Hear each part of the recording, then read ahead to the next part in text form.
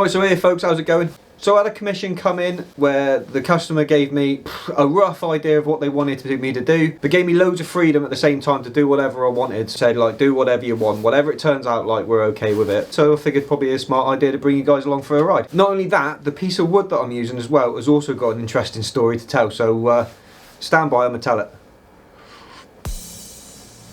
Right, so where did I get it from? I actually picked this up in Scotland. The unit I used to work with, we used to go up to Scotland maybe once, twice a year and do like a prolonged exercise, 3 or 4 weeks, and then come home again. So as I was driving up, we passed a house in the Highlands that had these fresh felled logs in the garden. I marked the spot on the map and was like, I'm going back there to see if I can pilfer a few, because I was in one of the wagons, so I had plenty of room. Exercise ended and we all packed up the trucks to come home.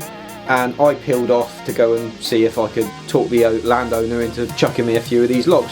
More than happy, more than willing to pay him a few quid for them, not a problem. I just wanted to speak to the guy because obviously I was in uniform, and if he had like CCTV on his house, a guy in uniform nicking logs off his lawn, not a great look. So we peeled off the road, went through the house gates and up the drive, you know, really long drive, was right out in the country. Drove up to the house, knocked on the door, nobody there. Did think about pinching one or two, but I just wasn't. I was in uniform and I just knew that I wouldn't fly. So knocked on the house, no reply, no answer. So the guy obviously wasn't there. Tucked my tail between my legs, got back in the truck, turned the truck around, went back down the drive. And unbeknownst to us, as we drove through the gates closed behind us, and they were automatic, like electric thingy gates. So he must have left his house minutes, if not seconds, before we drove into it, because the gates were open, and we found ourselves hostage on this bloke's estate. And it was 7:30 in the morning, so he'd evidently gone to work. We had rendezvous to keep with other parts of the unit, and now me and a pal and one of the wagons that's part of this unit is now stuck in a Scottish man's front garden. We tried pulling the gates open, but they were like electromagnetic shut, and we didn't want to break it. There didn't seem to be buttons or keypads or anything, or a talk box or anything like that, so we were literally stuck behind the gates of this fella's house. They only had one neighbour who lived literally across the road, and that was it. There was these 2 houses and a roundabout and nothing else. That was, it was as remote could be. So I vaulted his garden fence and went across and knocked on for his neighbour, hoping to God that they got on and that the neighbour had this fella's number, and also that this fella didn't work like in Inverness, like 60 miles away, and wasn't coming back to the house until like 7 o'clock at night, because we would have been royally screwed. So bearing in mind it's 7:30, I knocks on this old fella's door, and this old guy comes out. He must have been well into his 80s, and he's in his like night shirt with his wee willy winky hat. I'm not kidding, he had a wee willy winky hat on. And I asked this guy, did he know the landowner or the fellow who lived across the road from him? And luckily he did, and he gave him a call. Thank God. He was like a farmhand or a groundskeeper for a bigger farm, which actually we didn't know, but this farmhouse was on the land, and he literally worked like 5 minutes around the corner, so he came back to let us out. But yeah, as we sort of rejoined the rest of our convoy and told the story of how we got stuck in this gaff for, about an hour and a half, figuring out what the hell we were going to do and how to get out. Much piss taking was afoot, and we ended up with egg on our faces, except for me, who ended up with these logs for free, because the guy who came to let us out, who owned the place, was a legend. Thank you very much for your kind gift, especially as we effectively trespassed on your land. But anyway, they've been drying here for like 2-3 years now, so they are pretty much relatively ready to turn. So anyway, I've started roughing them out. What I figured I'd do is just pick up where I'm going to pick up now, and make a start. My poor Hoover.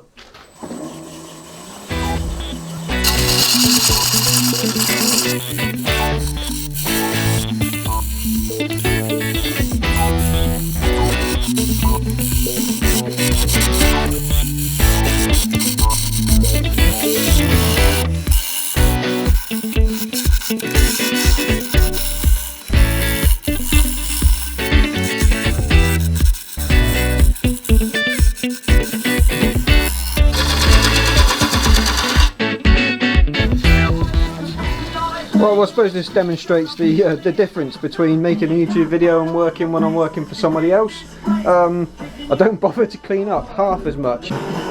So yeah, there's wood chips absolutely everywhere. I don't bother to clean up so it looks nice on camera. I've got tunes blaring. Just having a good time turning. And absolutely loving life.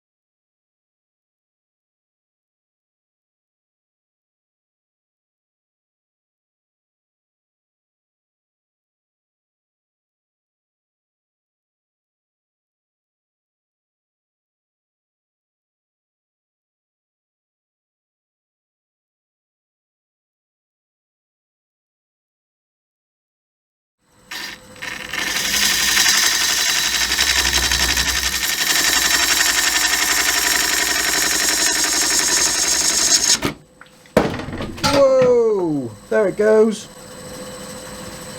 Pushed it too hard. Oh, what sort of damage have I done?